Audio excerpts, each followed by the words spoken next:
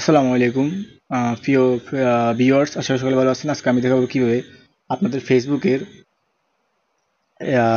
Restriction remove করবেন বা কখন রিমুভ হবে। তো খুবই চিন্তা আছেন যে ফেসবুক অ্যাকাউন্টটি যদি রিমুভ হয়ে যায় বা ডিসেবল হয়ে যায়, তো আতঙ্কের কোনো কারণ নেই। অনেকে সরাসরি আপনারা দেখতে পাচ্ছেন থ্রি ডট, এখানে ক্লিক করবেন।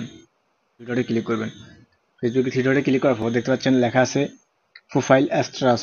প্রোফাইল স্ট্যাটাসে ক্লিক করবেন।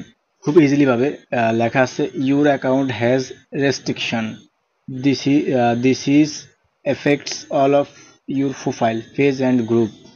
এটার এফেক্ট পড়বে আমার আইডি এবং ফেসবুক পেজগুলো গ্রুপের উপরে। আমার এই অ্যাকাউন্টটি যতগুলো পেজ বা গ্রুপ খোলা আছে সেখানে আমি বিভিন্ন ধরনের আমার নিষেধাজ্ঞা তৈরি হয়েছে এই রেস্ট্রিকশনের কারণে। তো এখানে একটা রেস্ট্রিকশন দেখতে পাচ্ছেন, এই যে human exploitation, you remove your post. যাই হোক, আমি একটা পোস্ট করছি, হয়তো ভুলবশত পোস্টে কিছু ভুল লেখার কারণে কমিউনিটি গাইডলাইনের বিরুদ্ধে গেছে ফেসবুক। অনেক সময় অনেক ক্ষেত্রে ভুলবশত করে। যাক, এটা আমার ভুলবশত পোস্ট করার কারণে ফেসবুক থেকে রেস্ট্রিকশন দিছে। তো আমি কি করতে হবে, এখানে আমার যে রেকমেন্ডসগুলা সাসপেন্ড করে দিছে, মনিটাইজেশন সাসপেন্ড করা। তো এটা কখন রিমুভ হবে বা কীভাবে রিমুভ করবো, তো সেজন্য ক্লিক করতে হবে আমার সিওয়াইতে ক্লিক করার পর দেখতে পাচ্ছেন আমার এইখানে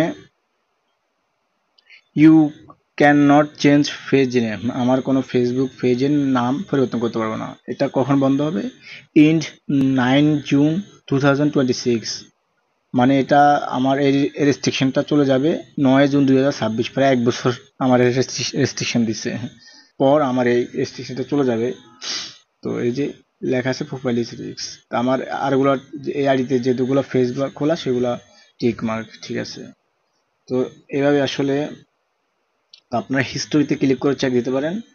হিস্টোরিতে ক্লিক করে এই যে আমার যে রেস্ট্রিকশনগুলো ছিল সেগুলো রিমুভ হয়ে গেছে। যে দেখতে পাচ্ছেন ইন্ড 9 জুন 2025, আজকে হচ্ছে 25শে জুলাই, এগুলো চলে গেছে। এখন এগুলো সব নিষেধাজ্ঞাগুলো চলে গেছে। এগুলা যেমন আমার এখানে ইউ ক্যান নট লাইভ করা যেত না, কোনো কলে জয়েন করা যেত না, এক্সপায়ার হয়ে গেছে। এখন আমি এগুলা থেকে মুক্ত। তো এরকম আমার যে রেস্ট্রিকশনটা, এটা চলে যাবে 9 জুন 2026 সালে। তো আতঙ্ক হওয়ার কারণ নেই, আপনারা ধৈর্য ধরুন, ঠিক আছে।